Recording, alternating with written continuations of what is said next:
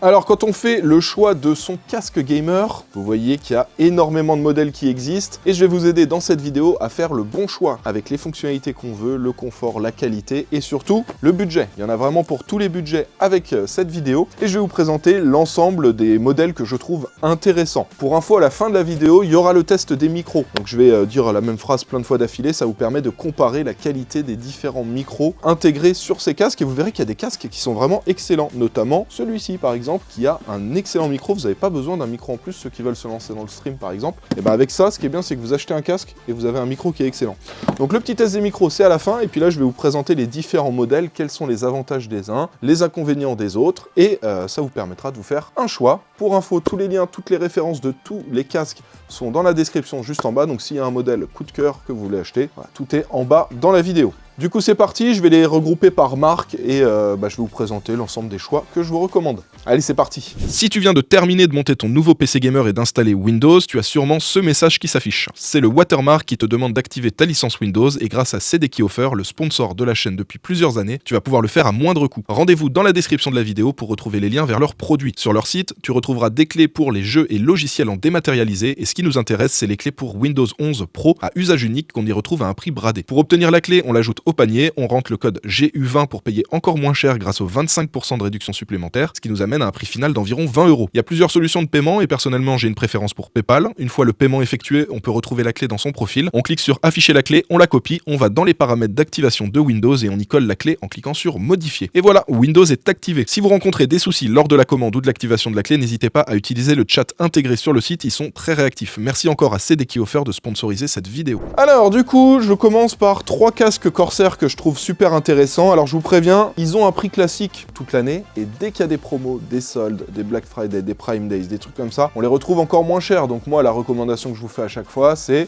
l'idéal, si vous pouvez attendre, achetez-les quand il y a des promos, parce qu'on retrouve vraiment des prix ultra intéressants. Alors le modèle le plus entrée de gamme, qui est en général le moins cher, c'est celui-ci. Alors celui-ci, des fois, on le voit descendre à 60 €, genre en Black Friday. Sinon, il est plus dans les 80, 90 €. C'est le Corsair HS65. Ça, c'est pas mal du tout parce que ça permet d'avoir un bon casque polyvalent avec une qualité de son correcte, une qualité de micro plutôt correcte. Il est filaire et en gros, si vous avez un petit budget, aux alentours des 60 € pendant le Black Friday ou 80 le reste du temps, vous avez quelque chose qui est déjà très très bien. On a du simili-cuir avec de la mousse à mémoire de forme au niveau des oreilles et ça se connecte directement en USB sur le PC. Donc on va dire que ça, c'est la valeur sûre pour ceux qui n'ont pas un énorme budget mais qui veulent quelque chose de correct aux alentours des 60-80 €. Alors pour ceux qui veulent aller un petit peu plus loin, il y a aussi le Corsair HS80 qui existe aussi en 2 versions. La version USB que je vous montre là en blanc mais qui existe aussi en noir et la version sans fil que je vous montre en noir mais qui existe aussi en blanc. Donc le Corsair HS80 c'est un peu pareil que le HS65, pareil dès qu'il y a des promotions on arrive à l'avoir à un prix très correct. Quand il y a des belles promos on l'a à 80 € et notamment au moment où je vous tourne la vidéo, là il est à 80 €. Donc ça c'est top. Alors qu'est-ce qui est intéressant dessus? Moi ce que j'adore c'est les oreillettes. Les oreillettes c'est avec une sorte de velours on dirait qui est très confortable en hiver mais aussi l'été. Quand il fait chaud vous n'avez pas du simili cuir qui vous fait transpirer autour des oreilles, ça c'est bien. Et autre chose, on a un excellent confort sur ce casque, ce qui fait qu'on peut se faire des sessions de 3 heures, 4 heures, 5 heures, on n'a pas un poids sur les oreilles avec le temps. Donc ça déjà, le confort c'est très bien, la qualité audio aussi est très très bonne, et au-delà de ça, vous avez un micro, s'il y en a parmi vous qui veulent se lancer sur Twitch, pas forcément obligé de prendre un petit micro en plus, parce que le micro qui est fourni avec est excellent. Et ça c'est un point positif, parce que souvent les casques, c'est un peu mis de côté, le micro, et en général on se retrouve avec quelque chose qui est pas fou. Là, c'est pas mal du tout. Alors juste essayez de pas trop l'approcher de la bouche pour pas qu'il y ait du souffle. Mais sinon, au-delà de ça, on a un excellent package avec à la fois une bonne qualité de son et une bonne qualité de micro pour un prix très correct, 80 €. Pour moi, c'est la valeur sûre et c'est mon casque coup de cœur de ce top 10 des meilleurs casques. Vous avez aussi la version sans fil. Celle-ci, on la retrouve aux alentours des 100, 120 €. Des fois, ça peut monter. Je crois que le prix officiel, c'est 150, mais ne l'achetez pas à 150. Mais vous voyez, typiquement, pendant le Black Friday, c'était 99. Et 99, c'est incroyable pour ce casque-là. D'autant plus qu'il y a beaucoup de casques qui existent en version filaire et en version sans fil.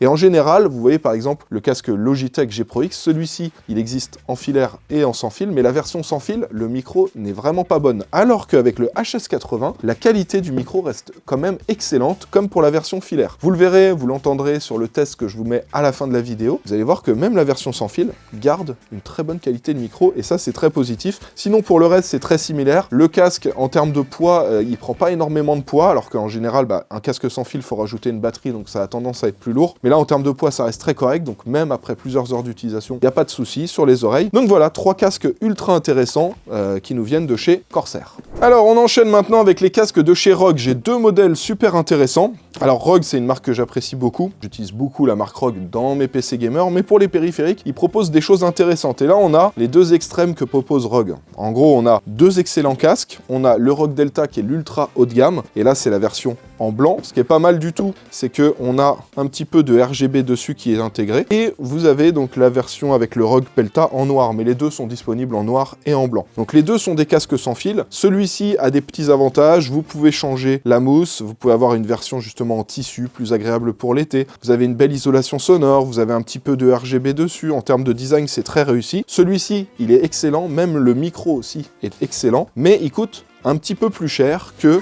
le ROG Pelta. Le ROG Pelta, c'est celui-ci qui coûte moins cher et pour le coup, vous avez quand même beaucoup d'avantages. De base, vous avez les petites oreillettes en tissu qui sont très agréables. L'isolation reste aussi très correcte. La qualité du micro, c'est plutôt bon aussi. Vous avez du sans fil. Alors, il y a moins de RGB. Vous voyez, quand on l'allume et qu'on met l'affichage, voilà, vous avez juste le logo ROG qui est en RGB. La qualité du son sera légèrement moins bonne, mais ça reste quand même excellent. Donc en gros, on va dire que celui-ci est légèrement moins bien, mais il est aussi beaucoup moins cher. Donc très intéressant, celui-là, on le retrouve régulièrement aux alentours des 100 €. Et pour le coup, avoir un excellent casque ROG aux alentours des 100 €, c'est très positif. Je vous précise aussi, de toute façon, vous avez pas mal de specs qui s'affichent à l'écran, mais vous avez celui-là, par exemple, vous pouvez mettre aussi du Bluetooth. Ce qui veut dire que vous enlevez le micro, vous partez avec dans les transports en commun, et puis vous pouvez écouter de la musique. Donc ça permet d'avoir un casque qu'on peut utiliser dans son setup, mais aussi dès qu'on part, qu'on va prendre le train, etc., qu'on va au boulot, j'en sais rien, et ben on peut l'utiliser aussi pour écouter de la musique. Alors on passe maintenant à Logitech. Bon, ces casques-là, vous avez l'habitude, je crois que ça fait 3, 4, 5 ans peut-être que je vous les mets à chaque fois dans les tops des meilleurs casques. Ils sont excellents, super intéressants. Là, c'est un peu similaire à Corsair, il y a des belles promos. Dès qu'il y a un Black Friday, dès qu'il y a un Amazon Prime Day, dès qu'il y a des soldes, vous arrivez à trouver des jolis prix, en général sur Amazon, mais aussi sur le site de Logitech. De temps en temps, on arrive à avoir des belles promos quand il y a des événements particuliers. Et donc, c'est le Logitech G Pro X. Donc là, il y a 2 versions. Il y a la version SE en filaire et il y a la version wireless. Donc attention, tout à l'heure, je vous parlais des casques Corsair où on avait une excellente qualité en sans fil et en filaire. Ce n'est pas le cas pour celui-ci. Celui-ci, attention, il est sans fil, il est très très bien, mais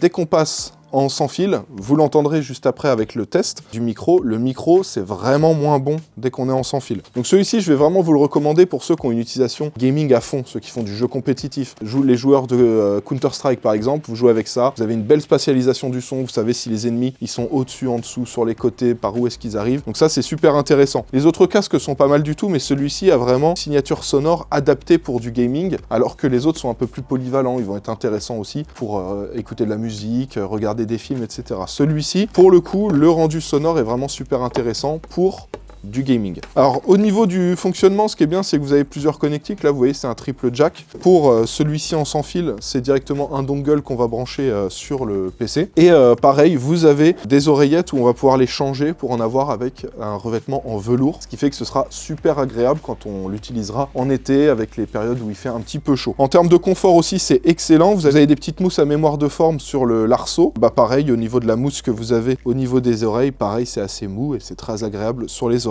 Alors on enchaîne avec 3 casques, un modèle de chez SteelSeries, un modèle de chez Razer, un modèle de chez HyperX. Alors ceux-là, vous les retrouvez quasiment au même prix. En général, ils sont aux alentours des 60 €. Ça, c'est le bon rapport qualité-prix. Là, je vous préviens, c'est la version en vert. Je vous montre la version en vert parce que je sais qu'il y a des fans de Razer et en général, les fans de Razer, ils aiment bien avoir plein de trucs verts dans leur PC, dans leur setup. Donc il y a une version verte, mais il y a aussi une version en noir. Donc ceux qui veulent la version en noir, voilà, c'est le même prix. Ça, alors moi je trouve le design plutôt réussi. C'est un casque assez léger, avec pareil de la mémoire de forme au niveau de la mousse, un très très bon confort, un style un petit peu casque d'aviateur, je trouve. Et pareil, vous avez une bonne qualité sonore, un micro bon, plutôt correct on dira. Et tout ça, ça va se brancher directement en jack sur le PC. Et sinon, donc vous avez le HyperX Cloud 3, donc ça c'est la nouvelle version. Donc là, vous avez une connectique en jack, mais vous avez aussi un petit adaptateur pour le brancher en USB. C'est pour ça qu'on a la compatibilité PlayStation, Xbox, Nintendo, mobile, etc. Alors celui-ci, vous pourrez comparer avec les tests des années précédentes parce qu'il y a eu une amélioration au niveau de la qualité du micro. Donc n'hésitez pas aussi à aller voir les tests des top meilleurs casques de l'année 2025, de l'année 2024 ou même 2023 parce qu'il y a d'autres casques que je testais et pour certains, ils sont encore disponibles à la vente. Et pour le coup, ça vous permet de comparer les différents micros qui ont été testés les années précédentes. Donc ça, excellent rapport qualité-prix. On arrive à trouver des jolis prix et puis même le HyperX Cloud 3, malgré que ce soit un modèle très récent, eh ben on avait déjà des promotions pendant le Black Friday 2025.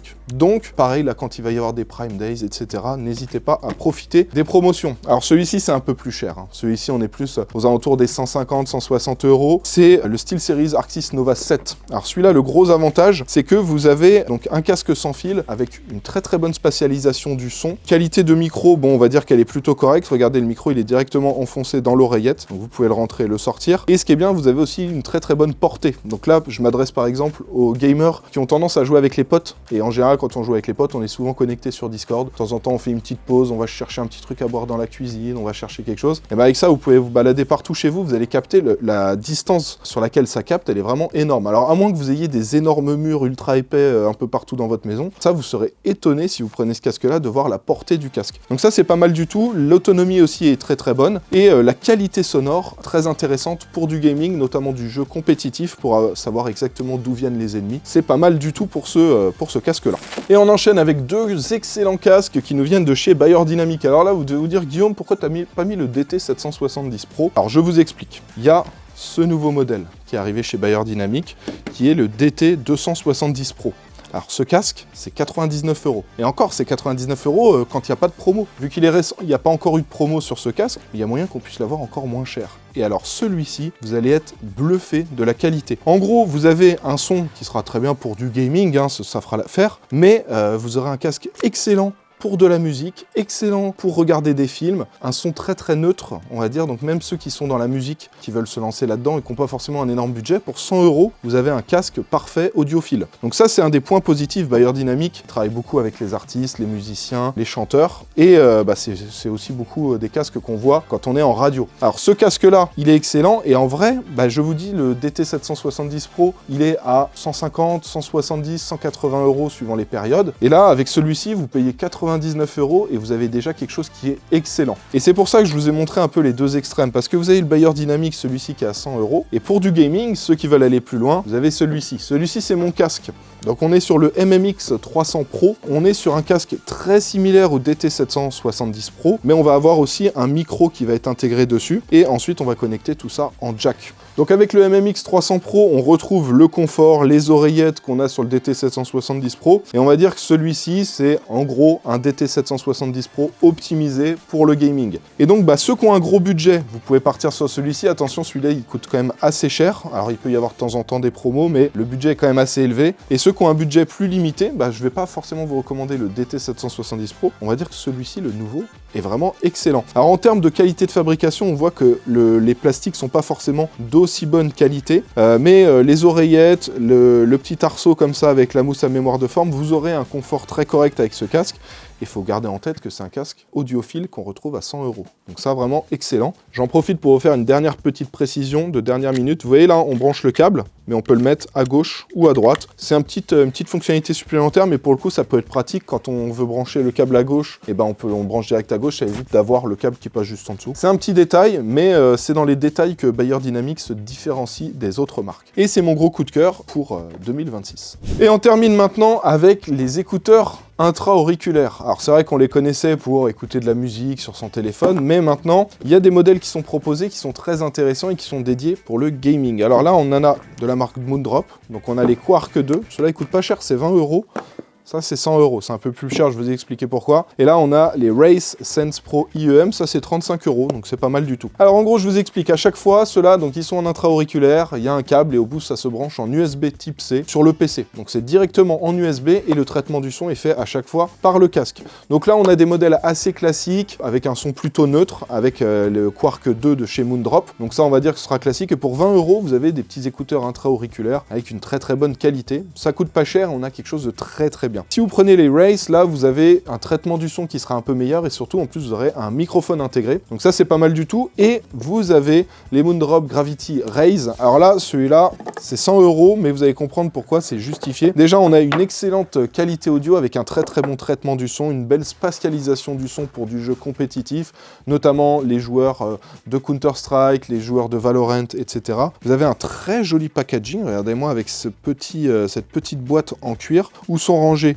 les écouteurs, il y a pas mal de couleurs qui sont disponibles et en fait après au bout vous branchez juste l'USB-C sur le PC. Là aussi on a un très très bon traitement du son et on a un micro qui est intégré, donc c'est assez complet, c'est pas du tout comme des écouteurs intra-auriculaires classiques qu'on peut trouver pour utiliser sur son téléphone portable. Là on a vraiment quelque chose de pensé et optimisé pour du gaming, que ce soit en termes de qualité sonore mais aussi en termes de traitement du son, notamment le modèle Race et le modèle Moondrop Gravity Raise où là il y a un super bon traitement du son pour avoir une très bonne spatialisation et bien entendre exactement d'où viennent les ennemis, de haut, de bas, de gauche, de droite, pour optimiser son jeu et être compétitif. Et voilà, il n'y a plus rien sur le bureau, tous les casques je vous les ai présentés, maintenant c'est parti pour le test audio.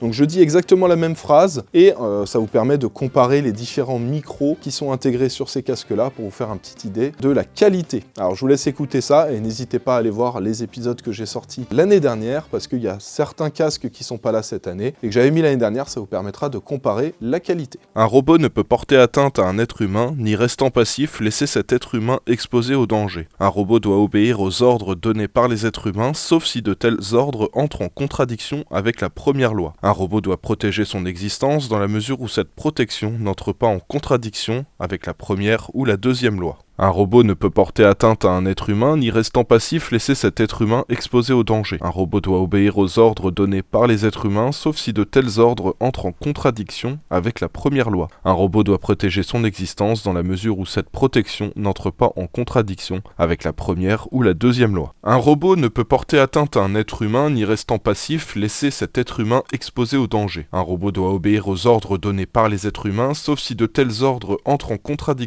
avec la première loi. Un robot doit protéger son existence dans la mesure où cette protection n'entre pas en contradiction avec la première ou la deuxième loi. Un robot ne peut porter atteinte à un être humain, ni restant passif laisser cet être humain exposé au danger. Un robot doit obéir aux ordres donnés par les êtres humains, sauf si de tels ordres entrent en contradiction avec la première loi. Un robot doit protéger son existence dans la mesure où cette protection n'entre pas en contradiction avec la première ou la deuxième loi. Un robot ne peut porter atteinte à un être humain, ni restant passif laisser cet être humain exposé au danger. Un robot doit obéir aux ordres donnés par les êtres humains, sauf si de tels ordres entrent en contradiction avec la première loi. Un robot doit protéger son existence dans la mesure où cette protection n'entre pas en contradiction avec la première ou la deuxième loi. Un robot ne peut porter atteinte à un être humain, ni restant passif laisser cet être humain exposé au danger. Un robot doit obéir aux ordres donnés par les êtres humains, sauf si de tels ordres entrent en contradiction avec la première loi. Un robot doit protéger son existence dans la mesure où cette protection n'entre pas en contradiction avec la première ou la deuxième loi. Un robot ne peut porter atteinte à un être humain, ni restant passif laisser cet être humain exposé au danger. Un robot doit obéir aux ordres donnés par les êtres humains, sauf si de tels ordres entrent en contradiction avec la première loi. Un robot doit protéger son existence dans la mesure où cette protection n'entre pas en contradiction avec la première ou la deuxième loi. Un robot ne peut porter atteinte à un être humain, ni restant passif laisser cet être humain exposé au danger. Un robot doit obéir aux ordres donnés par les êtres humains, sauf si de tels ordres entrent en contradiction avec la première loi. Un robot doit protéger son existence dans la mesure où cette protection n'entre pas en contradiction avec la première ou ou la deuxième loi. Un robot ne peut porter atteinte à un être humain, ni restant passif laisser cet être humain exposé au danger. Un robot doit obéir aux ordres donnés par les êtres humains, sauf si de tels ordres entrent en contradiction avec la première loi. Un robot doit protéger son existence dans la mesure où cette protection n'entre pas en contradiction avec la première ou la deuxième loi. Un robot ne peut porter atteinte à un être humain, ni restant passif laisser cet être humain exposé au danger. Un robot doit obéir aux ordres donnés par les êtres humains, sauf si de tels ordres entrent en contradiction avec la première loi. Un robot doit protéger son existence dans la mesure où cette protection n'entre pas en contradiction avec la première ou la deuxième loi. Un robot ne peut porter atteinte à un être humain, ni restant passif, laisser cet être humain exposé au danger. Un robot doit obéir aux ordres donnés par les êtres humains, sauf si de tels ordres entrent en contradiction avec la première loi. Un robot doit protéger son existence dans la mesure où cette protection n'entre pas en contradiction avec la première ou la deuxième loi. Un robot ne peut porter atteinte à un être humain, ni restant passif laisser cet être humain exposé au danger. Un robot doit obéir aux ordres donnés par les êtres humains, sauf si de tels ordres entrent en contradiction avec la première loi. Un robot doit protéger son existence dans la mesure où cette protection n'entre pas en contradiction avec la première ou la deuxième loi. Un robot ne peut porter atteinte à un être humain, ni restant passif laisser cet être humain exposé au danger. Un robot doit obéir aux ordres donnés par les êtres humains, sauf si de tels ordres entrent en contradiction avec la première loi. Un robot doit protéger son existence dans la mesure où cette protection n'entre pas en contradiction avec la première ou la deuxième loi. Un robot ne peut porter atteinte à un être humain, ni restant passif laisser cet être humain exposé au danger. Un robot doit obéir aux ordres donnés par les êtres humains, sauf si de tels ordres entrent en contradiction avec la première loi. Un robot doit protéger son existence dans la mesure où cette protection n'entre pas en contradiction avec la première ou la deuxième loi.